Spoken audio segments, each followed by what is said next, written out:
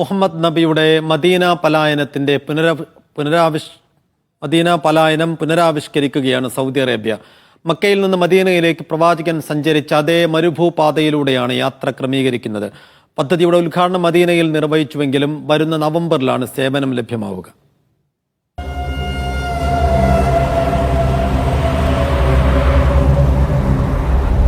പ്രവാചകലബ്ധിയുടെ 13-ാം വർഷം റബീഉൽ അവൽ മാസത്തിലാണ് മുഹമ്മദ് നബി മദീനയിലേക്ക് പലായനം ചെയ്തത്. മക്കയിലെ ഉപദ്രവം സഹിക്കാനാവാത്ത സാഹചര്യത്തിലായിരുന്നു മദീനയിലേക്ക് പ്രവാചകന്റെ പലായനം.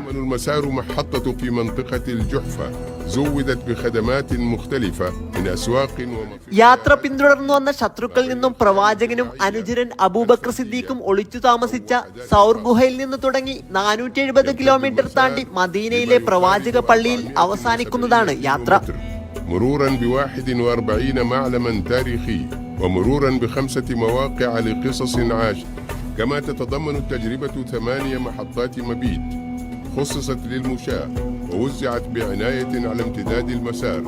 പാലായനത്തിന്റെ മുഴുവൻ വീര്യവും ഉൾക്കൊള്ളുന്ന തരത്തിൽ ഒട്ടകപ്പുറത്തോ പ്രത്യേക വാഹനത്തിലോ നടന്നോ യാത്ര തിരഞ്ഞെടുക്കുവാനും അവസരമുണ്ടാകും. من العام الهجري 1447 وعلى مدار 5 أشهر نأخذكم في تجربة استثنائية.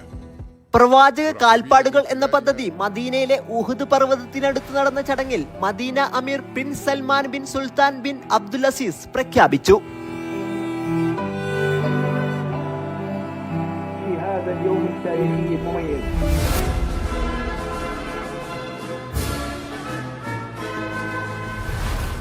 هذه التجربة ليست مجرد حدث تاريخي.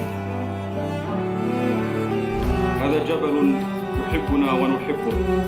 41 ചരിത്ര ലാൻഡ്മാർക്കുകൾ, ഓരോ 5 കിലോമീറ്ററിലും വിശ്രമിക്കാൻ 62 കേന്ദ്രങ്ങൾ, രാത്രി താമസിക്കാനായി 8 ആഡംബര ക്യാമ്പുകൾ, മെഡിക്കൽ കെയർ സെന്ററുകൾ, 80-ലധികം റെസ്റ്റോറന്റുകൾ തുടങ്ങിയവയും പദ്ധതിയിൽ ഉൾപ്പെടുത്തിയിട്ടുണ്ട്.